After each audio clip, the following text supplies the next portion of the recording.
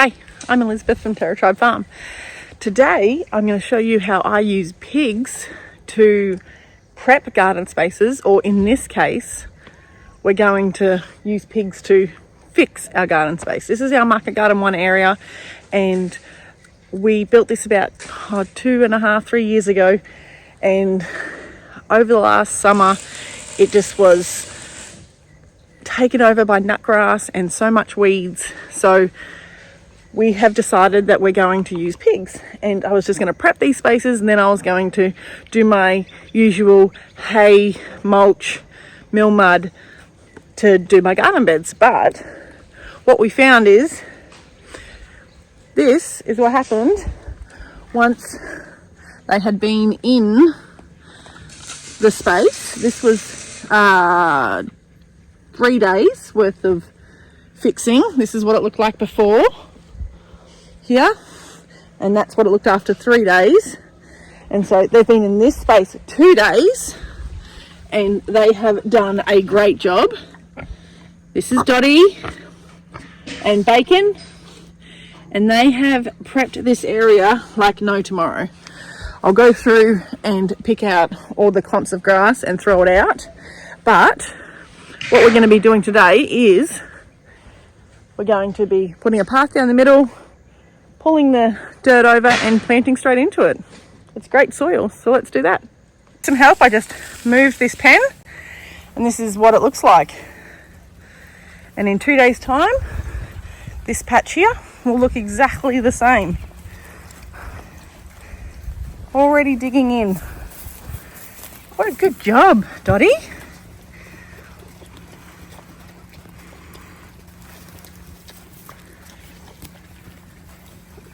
So it keeps them healthy and gives us prepped garden spaces.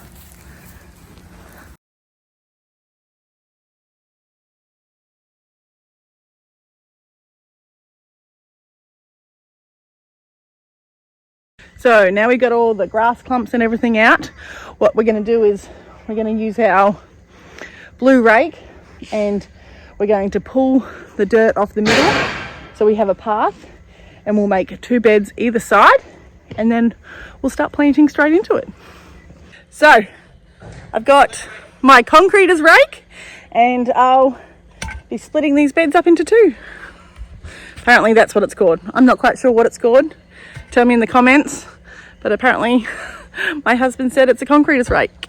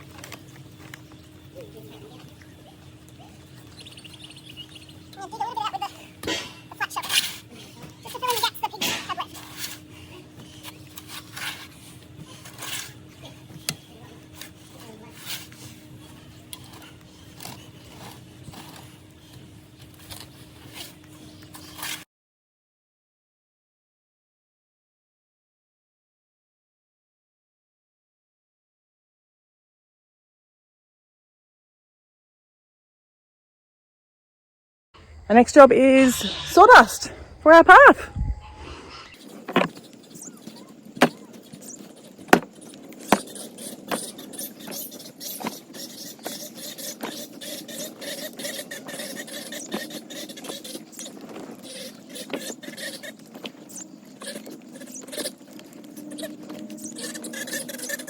So our next job is to grab some of this red soil topsoil.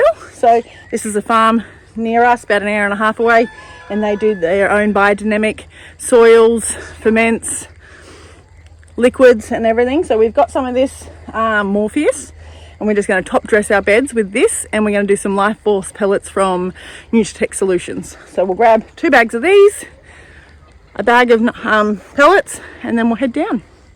So this is the bags of soil. It's Morpheus, and I'll show you down at the garden what it looks like on the inside. I accidentally got bogged in a hole, it all tipped out, so I have to go back up and fill it up again.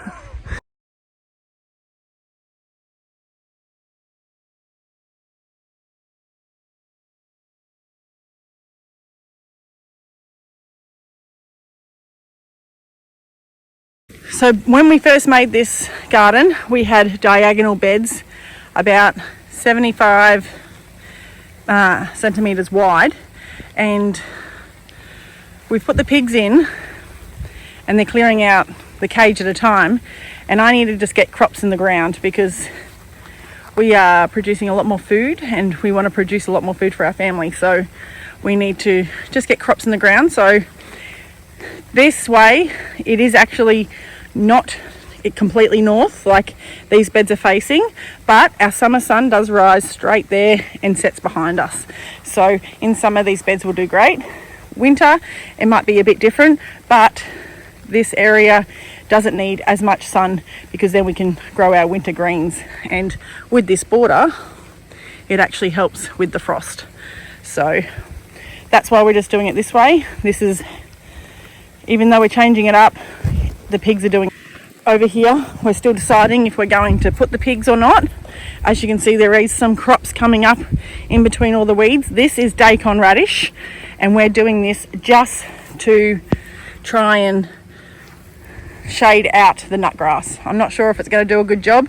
If not, it's going to be food for this soil is so good, we're going to just top dress it with the Morpheus and then the gold Life Force pellets from Nutritech Solutions. So this is got minerals and microbes. This has got minerals and microbes.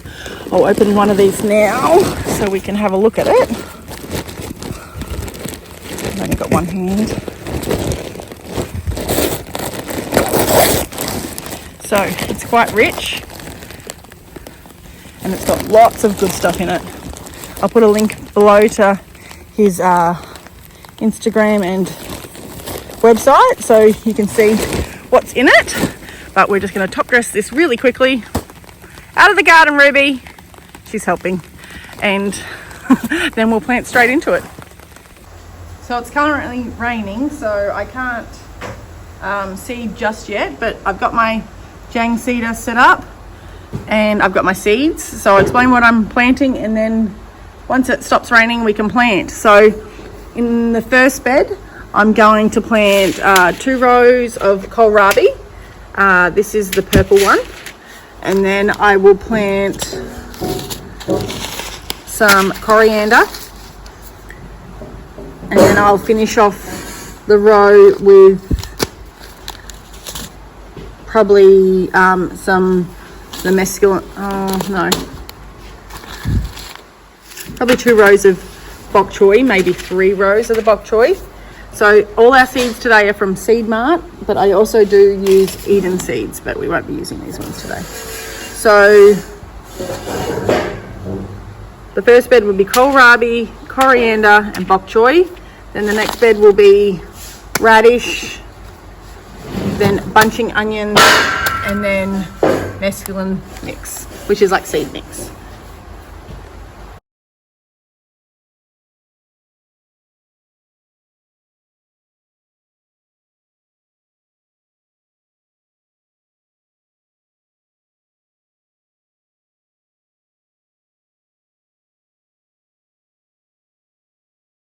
So all the beds are planted now. They're all planted. Ruby has not left the garden.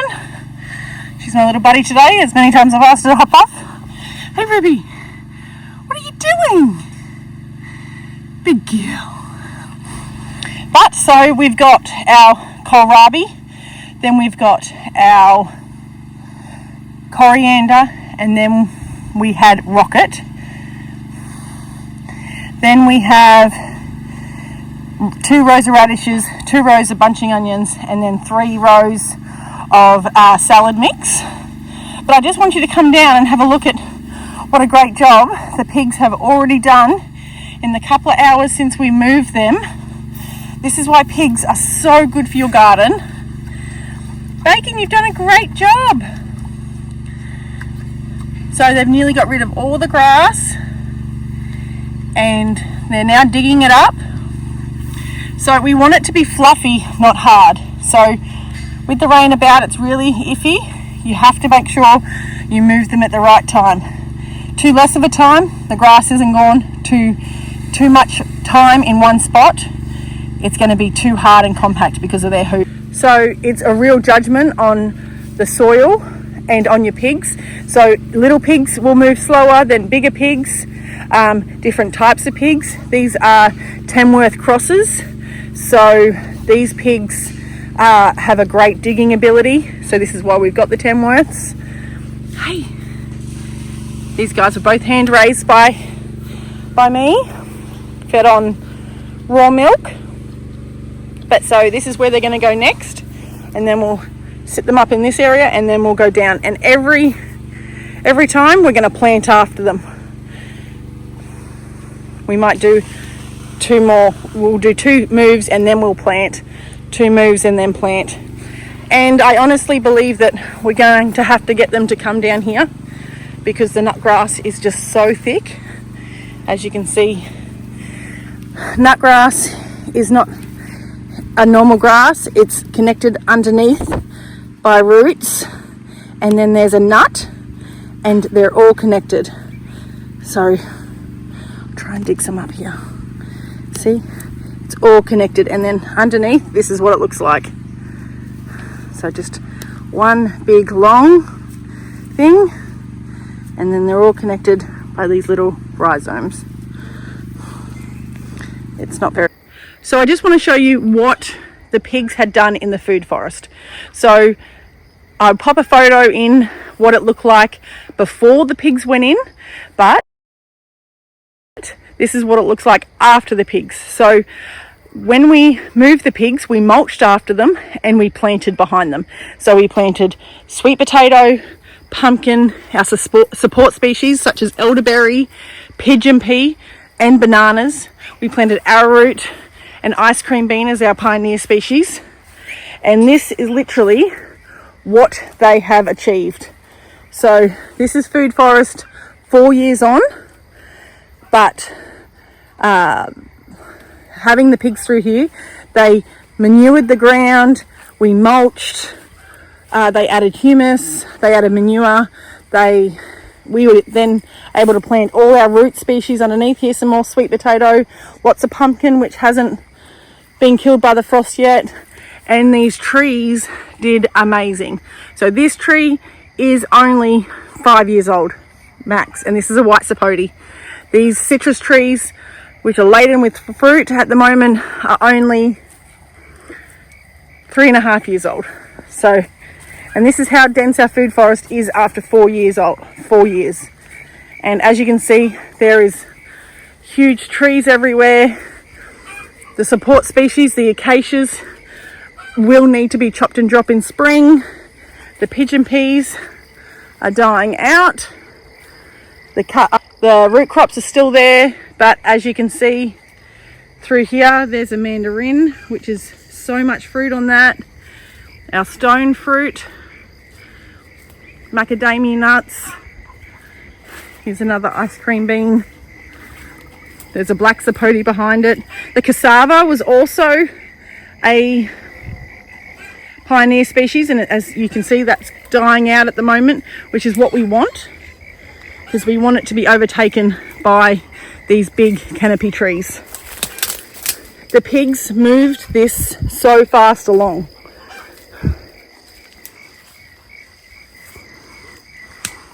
The root crops are still there, but as you can see through here, there's a mandarin, which is so much fruit on that.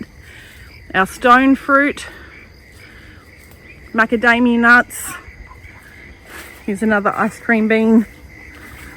There's a black sapote behind it.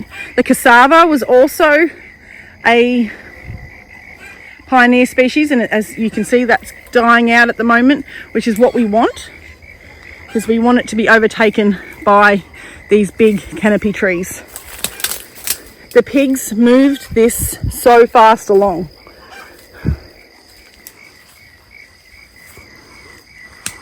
I will show you an area of food forest now where the pigs haven't gone.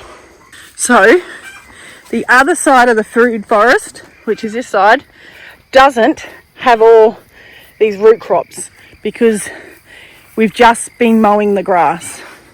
There's a lot of grass that needs to be mowed. So this is an apple tree with a basil around it. So they're just trees. So you can see what the pigs did. They made so much life underneath the trees, but over here it's just grass. So ideally I would probably do a smaller pen and I'd put them through this area, and I would make it just as dense as the other side. Not only would the pigs help with the support species of all the trees, but it would help eliminate this grass, because they literally would dig it up by the roots, rip it out, and then we would mulch it. And then we could plant our crops, such as sweet potato, pumpkin, pigeon pea, cassava on that side as well. So thank you for joining us today. I hope you realise how important pigs can be in your permaculture system. And on this farm, we use pigs a lot, and we are so thankful for their contribution. See you another day.